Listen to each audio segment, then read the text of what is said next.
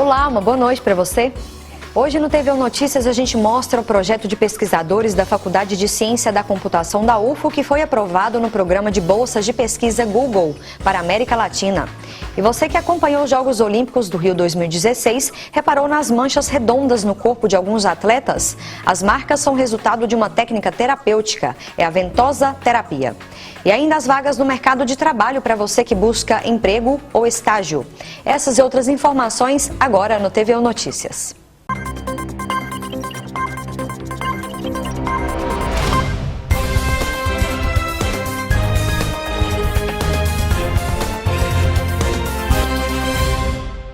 Nesse período de crise econômica que o país enfrenta, manter o orçamento financeiro equilibrado não é muito fácil, principalmente para quem é estudante. Confira na reportagem.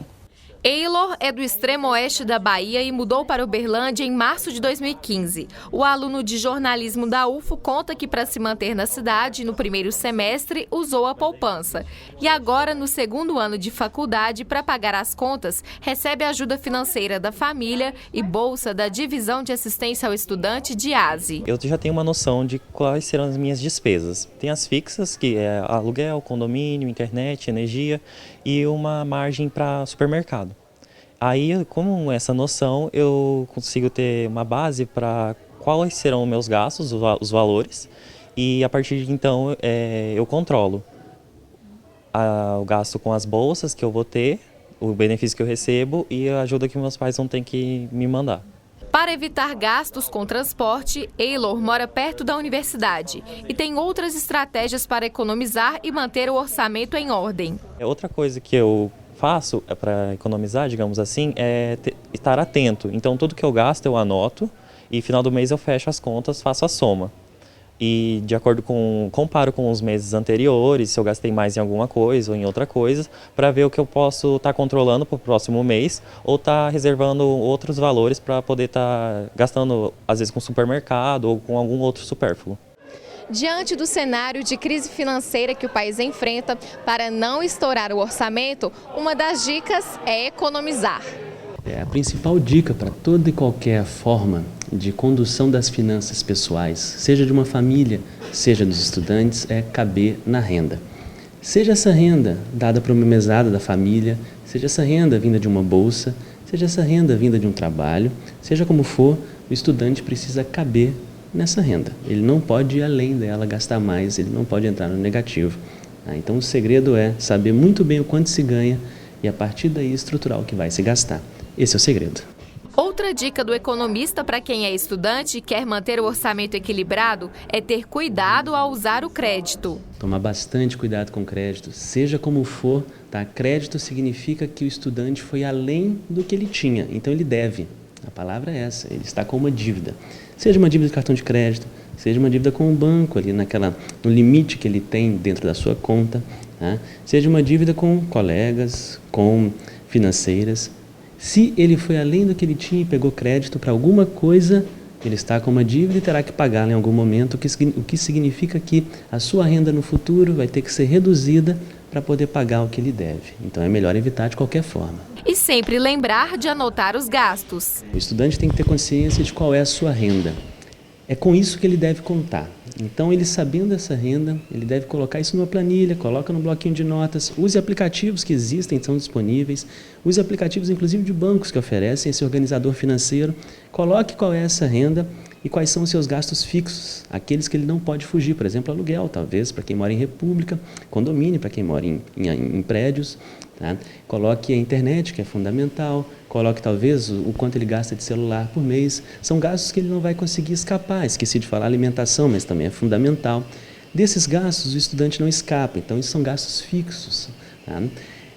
O que ele deve fazer a partir de então é não criar novos gastos, principalmente se eles forem fixos, assinaturas de coisas que ele pretende é melhor evitar, tá? Faça só o que caiba dentro do seu orçamento, dentro da sua renda e a organize da melhor forma possível.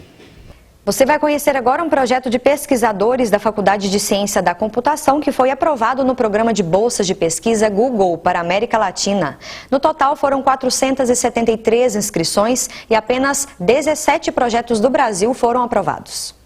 O projeto é conhecido como Geração Automática de Tutoriais a partir de sites de pergunta e resposta. O professor da Faculdade de Ciência da Computação da Universidade Federal de Uberlândia, Marcelo, explica o que é a pesquisa inédita que foi aprovada na 3ª edição do Programa de Bolsas de Pesquisa Google para a América Latina. O projeto ele procura organizar informação que está disponibilizada em sites de pergunta e resposta na internet. Eles têm milhões de perguntas e respostas sobre um determinado assunto. O nosso objetivo no trabalho foi produzir uma documentação, um documento mais simples, mais organizado para o internauta, de tal maneira que ele possa achar mais facilmente as suas informações, sem ter que filtrar milhares e milhares de posts a respeito de um determinado assunto. Essa edição do programa recebeu 473 inscrições de 13 países da América Latina. No total, foram aprovados 24 projetos, sendo 17 do Brasil, 6 do estado de Minas Gerais e um deles da Universidade Federal de Uberlândia. Eu já venho trabalhando já faz 2 anos nesse projeto por causa do mestrado. Então o Marcelo, obteve essa informação aí que ia ter esse programa de bolsas do Google para a América Latina e me convidou, falou, olha, seu projeto, ele encaixa muito bem nesse programa do Google. Então, a gente já vinha trabalhando em outros artigos aí, na própria dissertação de mestrado. Foi até então que a gente escreveu esse projeto e enviou para o Google, E recentemente recebemos a notícia da aceitação, que foi muito bom, ótimo aí. O professor doutor Marcelo explica que o projeto começou em 2012 e agora tem novas etapas a cumprir. Então, uma expectativa é que nós podemos também, no futuro, estar gerando tutoriais a respeito de um determinado assunto qualquer. Bastaria o usuário informar um termo de pesquisa, tal qual ele faz em sites de busca hoje, quando ele quer saber sobre um determinado assunto. O desenvolvimento do projeto faz parte do laboratório de Lascan, da linha de compreensão de programas da Faculdade de Ciência da Computação da UFO. Com aprovação no programa, o professor doutor Marcelo recebe bolsa mensal de $750 e o valor da bolsa do aluno de doutorado, Adriano, é de $1.200. O incentivo é de 1 ano. Então, creio que vai ser futuramente muito útil estar aplicando em qualquer tipo de site de consultas aí, Confira como fica o tempo nesta quarta-feira. Em Uberlândia, a mínima é de 18 e a máxima de 30 graus. Céu claro durante todo o dia. Saiba como ficam as temperaturas em outras cidades da região.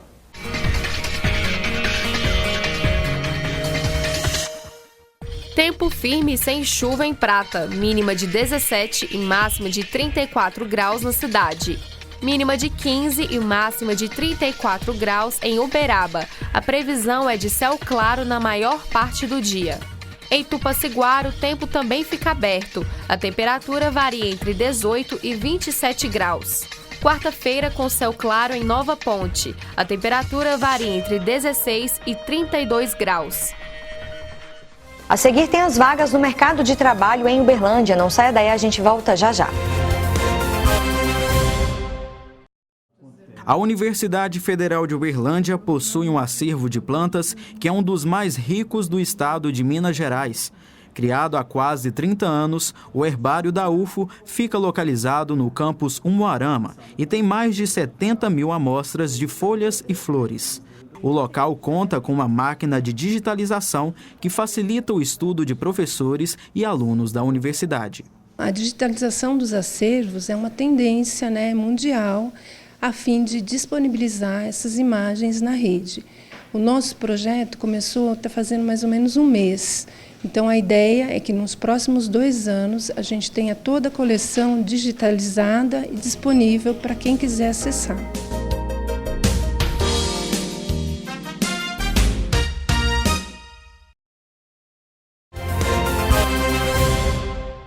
Pesquisadores da Argentina e do Brasil descobriram fósseis raros que representam um dos poucos registros no mundo de formas de vida típicas do período geológico. E uma professora da Universidade Federal de Uberlândia participou das atividades. As informações com o repórter Erivelton Rodrigues. Daniela, a expedição ocorreu em abril e durou 5 dias. Para dar detalhes dessa expedição, eu vou conversar agora com a Fernanda Coalho. Ela que é paleontóloga e professora do curso de Geologia, que faz parte do Instituto de Geografia da UFO. Professora, como que foi estar em contato com esse estudo? Bom, essa expedição, na verdade, foram 2 expedições. A primeira aconteceu em 2014 e a outra expedição aí de 5 dias aconteceu esse ano. Na verdade, essa expedição ela fez parte de um estudo de uma pesquisadora argentina lá de La Plata, né, que ela estava fazendo o doutorado dela e, na verdade, ela não é paleontóloga, mas aí encontrou umas formas que pareciam ser formas orgânicas e aí entrou em contato com o professor Lucas Warren, lá da Unesp de Rio Claro, e eu, como paleontóloga, acompanhei a expedição. E aí nós fomos, então, esse ano novamente, porque ela já tinha coletado algumas amostras, esse ano a gente foi novamente, e tirou muitas fotos e coletou muito material mesmo para terminar o estudo que a gente já tinha começado ano passado. Aproximadamente quantas pessoas participaram dessas expedições? Foram 6 pessoas. Certo. Professor, esses organismos encontrados, eles são encontrados apenas em alguns lugares, né, do mundo? Sim, eles são encontrados na Rússia, na Inglaterra, no Canadá e na Austrália. Tá? Também são encontrados Não, só isso, falei na Austrália, é para a Austrália, só na Austrália. E que tipo de fósseis foram encontrados? São exatamente esses fósseis, parecidos com esses que a gente encontrou lá na Argentina, que são formas discoides que a gente atribui a organismos de corpo mole. Tá? São formas muito simples e, por isso, em alguns casos e algumas outras ocorrências, até a identificação e a afinidade deles morfológica é um pouco polêmica, né? Existem alguns pesquisadores que associam essas formas com organismos filtradores, né? Então, eles são basicamente discos, né, como se fossem semisferas, que a gente encontra nos afloramentos, e há pesquisadores que associam essas semisferas à porção basal de fixação de organismos filtradores, então que se parecem com penas, né, e aí seria só o registro da parte basal deles. Mas existem outros pesquisadores que defendem que essas formas, na verdade, poderiam ser colônias até de bactérias ou até mesmo de fungos, né? Então, biologicamente, vamos dizer que a afinidade biológica, né, que a gente chama de afinidade taxonômica, ela é um pouco polêmica, tá? Mas o importante é que, do ponto de vista paleontológico, é o que a ocorrência dessas formas discoides representa para a América do Sul. Professora, por falar em representar, o que esse estudo, né, essa descoberta, revela sobre o nosso continente? Então, a gente tem o registro dessas formas no Canadá, na Inglaterra, como eu disse, na Austrália e na Rússia. Existe uma reconstituição, que a gente chama de reconstituição paleogeográfica, ou seja, é a reconstituição de como os continentes estavam distribuídos naquela época. E ter encontrado essas formas na América do Sul coloca, então, uma peça a mais para reconstituir a paleogeografia da época, né? Então, entraria aí na reconstituição paleogeográfica, com a presença desses organismos, que essa região da América do Sul, ela seria, então, uma região de águas rasas, que fariam parte de um grande oceano, né, mas que nessa região da América do Sul, então até ali a Argentina e até parte do Brasil e a Namíbia também, então parte da África, seria uma área de plataforma continental e águas rasas. Professor, eu queria que a senhora então dissesse qual que é a importância dessa descoberta para a paleontologia da América Latina ou do mundo até? A importância é que a América Latina e a América de forma geral, e a América do Sul, ela entra como uma peça nessa reconstituição. Então, como se fosse uma peça desse quebra-cabeças, que é a reconstituição paleogeográfica, né?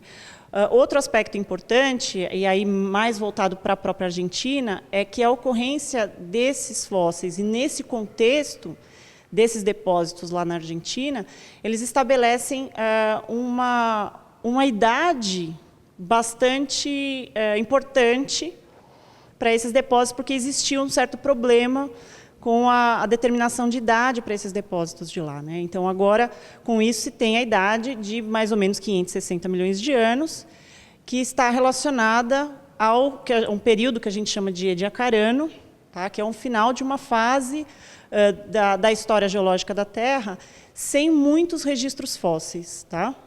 E esse intervalo está ligado ao que o Darwin já chamou de explosão cambriana, um momento em que vários organismos surgem quase que ao mesmo tempo, né?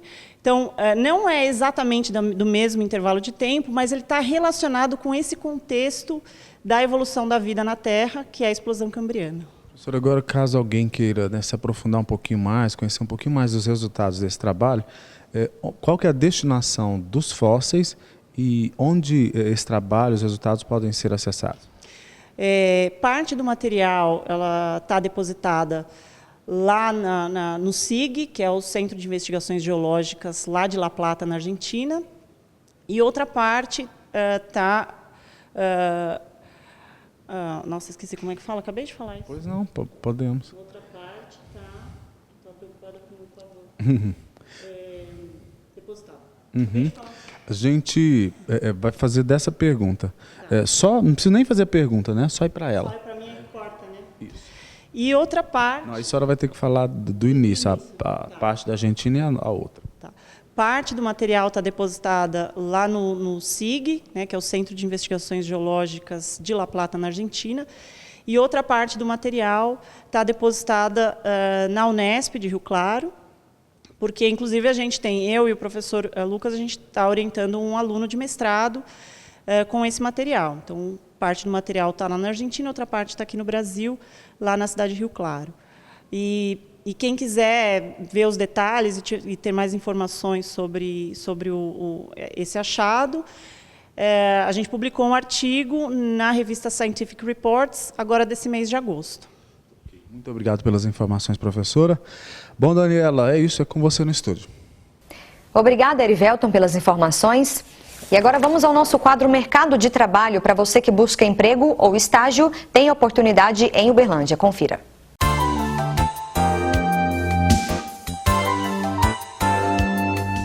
Vaga para atendente, o salário é de R$ 980 mais benefícios. É necessário ter experiência. Os interessados devem mandar currículo para leticiap@fundaçãocdl.org.br. Oportunidade para auxiliar de produção. O salário é de R$ 952 mais benefícios. Não é necessário experiência. Mais informações, entrar em contato pelo e-mail leticiap@fundaçãocdl.org.br. Vaga para separador de cargas. O salário é de R$ 1.300 mais vale transporte. É necessário ter experiência na área. Interessados devem enviar e-mail para leticiap@fundaçãocdl.org.br. Vaga de estágio em clínica odontológica para quem está no ensino médio. O salário é de R$ 500 mais vale transporte. Informações e currículos em talentos@fundaçãocdl.org.br. Vaga de estágio para quem está no ensino superior na área de administração. O salário é de R$ 880 mais benefícios. Mais informações pelo e-mail cdlestágio@fundaçãocdl.org.br. Vaga de estágio para o ensino superior na área comercial. O salário é de R$ 700 mais vale transporte. Mais informações pelo e-mail cdlestágio@fundaçãocdl.org.br. O TVU Notícias vai para um rápido intervalo e volta com informações sobre esporte. É um instante só. Fundamental para o mercado de aviação, o engenheiro aeronáutico está diretamente envolvido com projetos de todos os tipos de aeronaves, como aviões e helicópteros. A Universidade Federal de Uberlândia forma profissionais que planejam, desenvolvem, constroem projetos aeronáuticos e atuam na manutenção de aeronaves. Faça parte dessa equipe vencedora. Venha para a Engenharia Aeronáutica da UFO. Você que acompanhou os Jogos Olímpicos Rio 2016 reparou nas manchas redondas no corpo de alguns atletas? As marcas são resultado de uma técnica terapêutica, é a ventosa terapia. Há 13 anos, Marcelo luta jiu-jitsu. O atleta foi campeão brasileiro em 2011 e já conquistou vários títulos estaduais.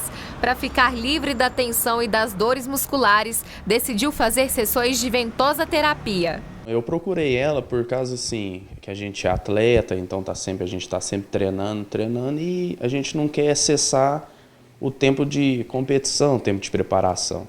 E quando a gente ocorre uma lesão, aí tem que fazer o uso de anti-inflamatórios e para quem é atleta sabe que esses usos deixam a gente mais fraco, a gente volta mais cansado.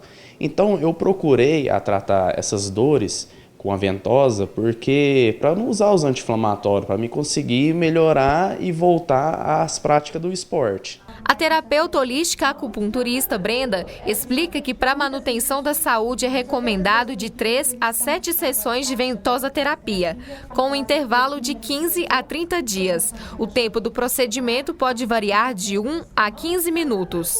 A ventosa terapia é uma técnica tradicional terapêutica que utiliza recipientes para fazer a sucção da pele em áreas do corpo em pontos de acupuntura. A técnica da ventosa terapia é milenar. Atualmente no Brasil, a prática da ventosa terapia está vinculada com os conhecimentos da medicina tradicional chinesa, principalmente com a acupuntura. O atleta de jiu-jitsu Marcelo faz ventosa terapia há 8 meses e já percebeu bons resultados na saúde. Quando eu lesionava na academia, por causa das pancadas, das quedas, eu chegava aqui com dores e os músculos muito tensionados, muita tensão muscular. Então é uma coisa assim que melhora na hora. A tensão sai, a dor diminui, mas não evita a gente vir fazer outras sessões, igual a gente faz um tratamento uma vez por semana e vem diminuindo essas dores. Então eu garanto que é bem melhor que remédio. A ventosa terapia é usada desde a civilização antiga. A técnica terapêutica é muito procurada por atletas, por exemplo, nos Jogos Olímpicos Rio 2016. É o caso do fenômeno da natação mundial e medalhista olímpico Michael Phelps, que apareceu na Olimpíada com algumas manchas nos ombros e costas, e o atleta estadunidense de ginástica artística Alex Nador. A ventosa terapia ajuda a melhorar o rendimento dos atletas. Eles estão procurando essa técnica terapêutica para melhorar o seu desempenho nas competições esportivas. Dentre as principais indicações, aquelas que mais estão favorecendo atletas e praticantes de atividade esportiva, é que a técnica alivia e previne dor, reduz a tensão muscular, promove relaxamento, melhora a qualidade do sono, reduz o estresse e a ansiedade, proporciona bem-estar e qualidade de vida. Apesar de deixar manchas no corpo, a técnica terapêutica não causa dor e após a primeira ou segunda semana, as manchas desaparecem. A prática com a ventosa terapia pode deixar marcas de coloração vermelha ou roxa na pele que não causam dor e desaparecem naturalmente dentro de 1 ou 2 semanas. Professora da Faculdade de Gestão e Negócios da UFO, foi voluntária nos Jogos Olímpicos Rio 2016 e ela, Lina Eiko Nakata, está aqui comigo no estúdio para contar para a gente como que foi essa experiência no Rio de Janeiro. Uma boa noite para você, Lina. Boa noite. Muito obrigada pela presença aqui no TV Notícias. Obrigada. Bom, ser parte de um evento, do maior evento esportivo do mundo, sem dúvida é uma experiência para ficar na memória, né, Lina? Com certeza. Para mim foi incrível, era algo que eu já queria há muito tempo. Tenho tentado, eu gosto muito de esporte, sempre gostei, então eu queria fazer parte disso e tenho tentado participar desses grandes eventos há algum tempo, desde o PAN 2007, e essa foi a primeira vez que eu consegui. Agora, qual o setor que você ficou como voluntária lá no Rio de Janeiro? Lá eu fiquei no tênis, é o Centro Olímpico de Tênis, E a minha função foi assistente para serviços de atletas. Foram quantas horas de trabalho por dia? Eram 9 horas de trabalho, 1 hora de intervalo. Muito tempo por dia, né? Muito tempo por dia. Mas assim, todo mundo bem animado, ninguém se importava de chegar antes ou ir embora mais tarde. Né? Todo mundo estava sempre bem animado para as funções. Agora falando de administração, né? Você é professora da FAGEM, como você avalia lá nos jogos, falando administrativamente? Sobre como foram os jogos? Sim. Eu acho que, obviamente, a prioridade foi em relação aos jogos, né? Os jogos tinham que acontecer, os jogos tinham horários, tudo isso foi bem cumprido, né? O que não foi cumprido foi porque ventou demais lá, fez, né? Choveu. Esse tipo de ocorrência da natureza são comuns e normais e tudo isso foi bem gerenciado. E as equipes eram muito tranquilas, os coordenadores, eu gostei muito deles, da postura de todos eles. Muitos deles já tinham experiência com cada esporte que eles lidavam. E de forma geral, eu acho que a organização conseguiu lidar com todos os problemas que aconteciam. Que bom. E qual a avaliação que você faz, no geral, desses quase 30 dias, mais de 30 dias que você ficou no Rio de Janeiro, né, Lina? Foram 28 dias, 28 dias, semanas. Perdão.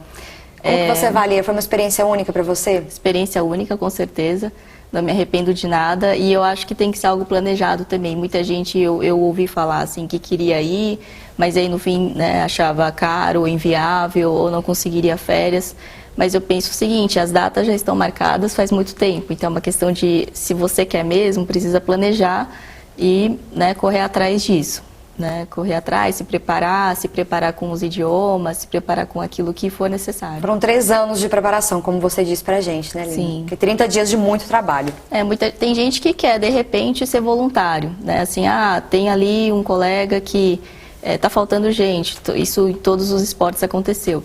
Tá faltando gente, eu posso mandar meu primo para cá? Né, ele não está fazendo nada. Não pode, porque o processo ele é bem extenso, a gente teve muitos treinamentos, né, tanto online quanto presencial, é muito difícil uma pessoa já chegar, né, para querer atuar de repente. Tá certo. Muito obrigada pela sua entrevista, Lina. Fica aí a dica para você que nos assiste e quer ser voluntário em outro evento esportivo, né? Não é tão simples assim, né, Lina? Muito obrigada. Mas foi ótimo. Obrigada. Muito obrigada. E o TV Notícias de hoje termina aqui. Lembrando que as reportagens exibidas estão na página da TV Universitária no Facebook e também no YouTube. Dicas ou sugestões, basta enviar um e-mail para redaçãotvu@gmail.com. Uma ótima noite para você e até amanhã.